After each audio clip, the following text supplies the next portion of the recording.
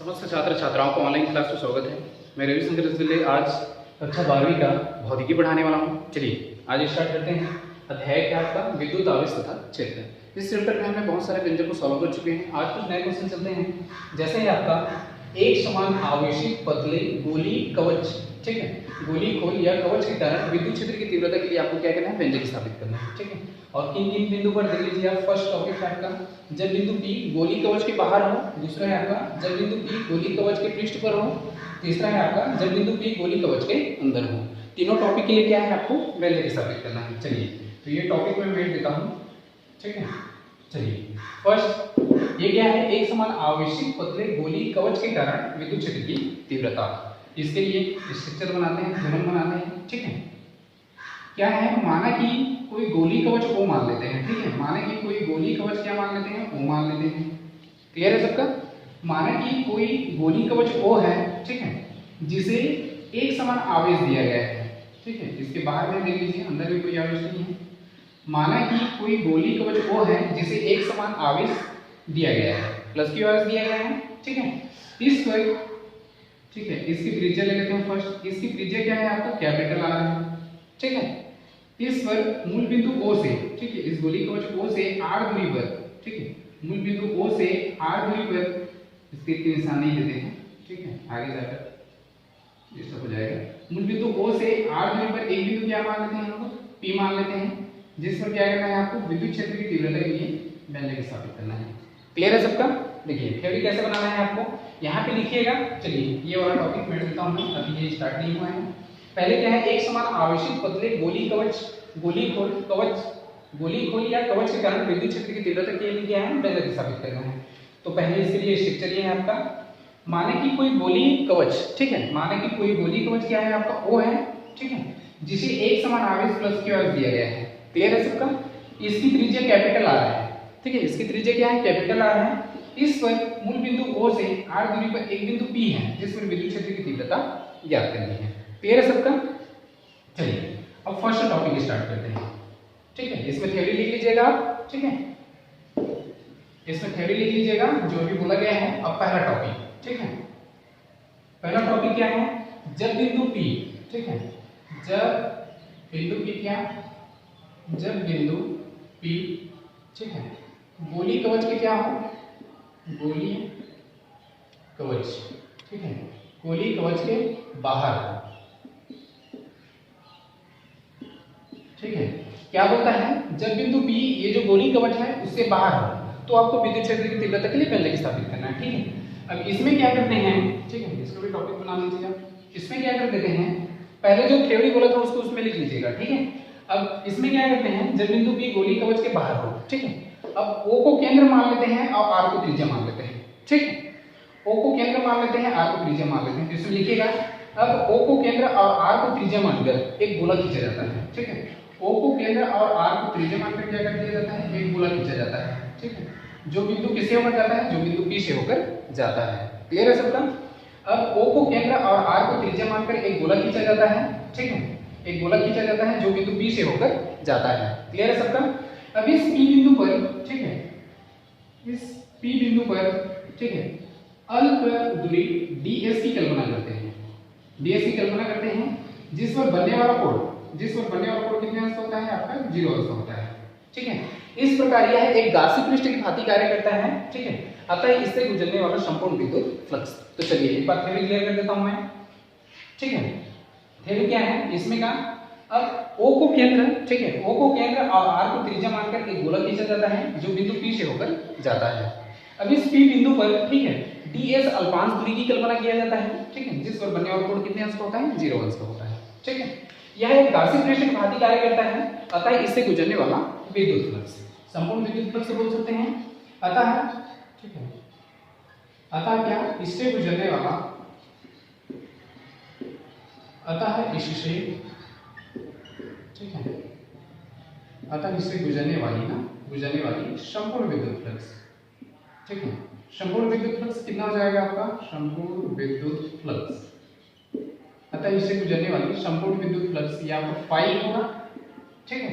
Phi is equal to, ये हो जाएगा आपका रेखीय समाकलन और ये हो जाएगा e ds और ये हो जाएगा आपका cos थीटा। क्योंकि आपको पता है यहाँ पर बनने वाला कोण कितने अंश का होता है, 0 अंश का। क्लियर है सबका? चलिए ये हो जाएगा रेखीय समाकलन, और ये कितना हो जाएगा जी, EDS, ठीक है, ये आपको फाई इज इक्वल टू है आपका, ठीक, EDS cos 0, और cos 0 का मान कितना होता है जी, 1, ठीक, cos 0 का मान 1। क्लियर हो चुका सबका? ठीक है, चलिए फाई इज इक्वल कितना हो जाएगा आपका, ये हो जाएगा E कांस्टेंट है बाहर कर दिया, रेखीय समाकलन बचा। चलिए पहले तो 1 रख देते हैं, रेखीय समाकलन ये हो जाएगा आपका EDS और cos थीटा 0 अंश मान, ठीक है, 1 कर दिया है। क्लियर है सबका? ये आपका थीटा है, आपका 0 है, ठीक है। चलिए थीटा थीटा जैसे कि दिख रहा था, ये क्लियर हो चुका, ये आपका 0 है, cos 0 अंश मान 1 हो गया, ठीक है। अब यहाँ पे E कांस्टेंट है बाहर कर दिया, रेखीय समाकलन बचा आपका DS, ये क्या है आपका फाई। क्लियर है सबका? अब यहाँ पर ये जो है रेखीय समाकलन ds है, ठीक है, चूंकि, ठीक है, चूंकि रेखीय समाकलन जो ds है ये क्या है आपका, इस गोले का क्षेत्रफल है 4 पाई r स्क्वायर, ठीक है। यहाँ पे लिख दीजिएगा गोले का क्षेत्रफल, गोले का क्या है, क्षेत्रफल है। चलिए क्लियर हो चुका सबका? वैल्यू पुट कर दीजिए, ये हो जाएगा फाई इज इक्वल टू, ये आपका E इंटू हो जाएगा आपका 4 पाई r स्क्वायर, इसको मान लीजिए इक्वेशन फर्स्ट। क्लियर है सबका? चूंकि हम जानते हैं गाउस प्रमेय, ठीक है, गाउस का क्या होता है, प्रमेय। चलिए गाउस का प्रमेय क्या होता है, फाई इज इक्वल टू क्यों पानी स्थान 0, इसको मानते हैं इक्वेशन 2। क्लियर है सबका? ठीक है। अब देखिए इक्वेशन फर्स्ट में क्या है आपका फाई है, इक्वेशन 2 में भी क्या है आपका फाई है, हम लोग दोनों को कंपेयर कर सकते हैं, ठीक है। चलिए दोनों को कंपेयर कर दीजिए, ठीक है। चलिए दोनों को कंपेयर कर दीजिए, कितना जाएगा आपका, कितना जाएगा जी, E इंटू ये हो जाएगा आपका 4 पाई r स्क्वायर, यहाँ लिख दीजिए ना, समीकरण 1 तथा, ठीक है, समीकरण 2 की तुलना, ठीक है, ठीक है, 4 pi r square is equal to हो जाएगा Q अपान स्थान। क्लियर है सबका? ठीक है। आपको E के लिए व्यंजक स्थापित करना है, तो ये हो जाएगा Q अपान हो जाएगा आपको 4 पाई r स्क्वायर स्थान 0। क्लियर है सबका? तो E इज इक्वल कितना हो जाएगा 1 अपान, ठीक है, 4 पाई स्थान 0 इंटू हो जाएगा Q अपान r स्क्वायर। यही तो विद्युत क्षेत्र की तीव्रता का व्यंजक है, यहाँ पे लिख दीजिएगा, यही विद्युत क्षेत्र की तीव्रता का अभिष्ट व्यंजक है, ठीक है। चलिए तो ये क्या है, जब बिंदु P गोले के बाहर हो तो अभिष्ट विद्युत क्षेत्र की तीव्रता का व्यंजक ये है, तो यहाँ पे लिख दीजिएगा यही क्या है, अभिष्ट व्यंजक है, यही विद्युत क्षेत्र की तीव्रता का अभिष्ट व्यंजक है, ठीक है। अब दूसरा टॉपिक चलते हैं, ये तो हो गया विद्युत क्षेत्र की तीव्रता का व्यंजक, ठीक है। जब बिंदु क्या है, जब बिंदु P गोली कवच से बाहर हो। क्लियर हो चुका?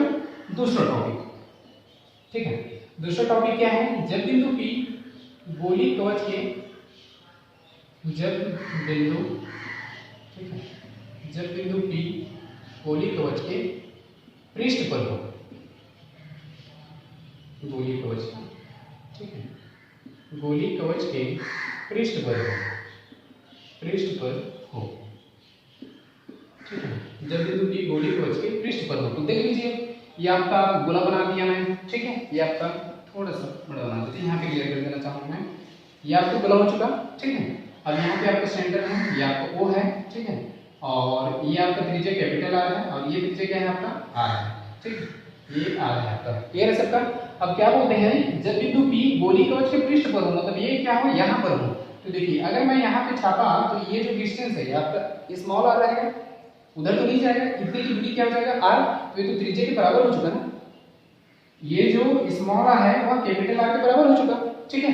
जब बिंदु P गोली कवच के क्या हो, पृष्ठ पर हो, तो पृष्ठ पर हो तो ये जो स्मॉल r है वह कैपिटल R के बराबर हो जाएगा, देख लीजिए कैपिटल R के बराबर हो जाएगा। तो इस स्थिति में जो क्या है, ठीक है, P की दूरी है स्मॉल r, वह त्रिज्या R के बराबर हो जाएगी। क्लियर है सबका? ठीक है, तो कितना हो जाएगा जी आपका विद्युत क्षेत्र की तीव्रता E इज इक्वल टू, ये अभी निकाले थे आप 1/4 पाई स्थान 0 इंटू Q अपान क्या था, स्मॉल r स्क्वायर, चूंकि क्या लेना है आपको, कैपिटल R लेना है, तो E इज इक्वल कितना हो जाएगा जी 1/4 पाई स्थान 0 इंटू Q अपान हो जाएगा कैपिटल R स्क्वायर। ये क्लियर हो चुका। जब बिंदु P गोली कवच के पृष्ठ पर हो तो अभिष्ट विद्युत क्षेत्र की तीव्रता का यह व्यंजक हो चुका। क्लियर हो गया सबका? ठीक, थर्ड पॉइंट चलते हैं, ठीक है। तीसरा टॉपिक था आपका, ये दूसरा हो गया। तीसरा टॉपिक क्या है, जब बिंदु P, ठीक है, चलिए लिख देते हैं पहले, जब बिंदु P, ठीक है, जब बिंदु P गोली कवच के अंदर हो, गोली ठीक है कवच के कहाँ हो, अंदर हो, ठीक है। जब बिंदु P गोली कवच के क्या हो, अंदर हो, ठीक है। जब बिंदु P क्या हो, गोली कवच के अंदर हो, तो देख लीजिए गोली कवच के चलिए अंदर ले लेते हैं, कोई दिक्कत नहीं है। क्या अंदर में कोई सा भी आवेश उपस्थित है, नहीं है। ये जो पॉजिटिव चार्ज है प्लस की आवेश है वो तो गोली कवच के बाहर है ना, मतलब गोली कवच के अंदर कोई भी आवेश उपस्थित नहीं है। अतः इस स्थिति में Q इक्वल क्या लेते हैं हम लोग, 0, कोई आवेश उपस्थित है ही नहीं, ठीक है। तो यहाँ पे थ्योरी लिख लीजिएगा, गोली कवच के अंदर कोई आवेश उपस्थित नहीं है, अतः Q इक्वल कितना हो जाएगा आपका, 0। तो विद्युत क्षेत्र की तीव्रता, ठीक है, विद्युत क्षेत्र की तीव्रता कितनी हो जाएगी जी, विद्युत क्षेत्र, ठीक है, विद्युत क्षेत्र की तीव्रता, ठीक है, कितना निकाल चुके हैं हम लोग, E इक्वल टू क्या है आपका, चलिए E इक्वल कितना निकाल चुके हैं हम लोग, 1/4 पाई स्क्वायर 0 इनटू Q अपान R स्क्वायर निकाल चुके हैं हम लोग। अब क्या बोल दिए हैं कि इस पर, ठीक है, जब बिंदु P गोली कवच के अंदर उपस्थित होता है तो इस पर कोई भी आवेश उपस्थित नहीं है, वो तो जो प्लस की आवेश है वो तो गोली कवच के बाहर है ना, ये आपका गोली कवच है, ठीक है, उसके बाहर है तो अंदर तो कोई आवेश उपस्थित नहीं है। तो इस स्थिति में Q इक्वल टू 0 रख देते हैं, तो E इक्वल कितना हो जाएगा, 1/4 पाई स्क्वायर 0 इनटू यहाँ पे 0 अपान R स्क्वायर। अब 0 को किसी से मल्टी कीजिए 0 ही आएगा, तो E इक्वल कितना आ चुका आपका, 0। तो गोली कवच के जब बिंदु P गोली कवच के अंदर होता है तो इस पर विद्युत क्षेत्र की तीव्रता 0 होती है, ठीक है। तो ये आपका तीनों पॉइंट हो चुका, ठीक है। इस प्रकार से अध्याय 1 जो चैप्टर है विद्युत आवेश तथा क्षेत्र, इसमें जितने भी व्यंजक हैं, ठीक है, सब क्लियर हो चुका। तो कल से हम लोग नया चैप्टर स्टार्ट करते हैं, ठीक है।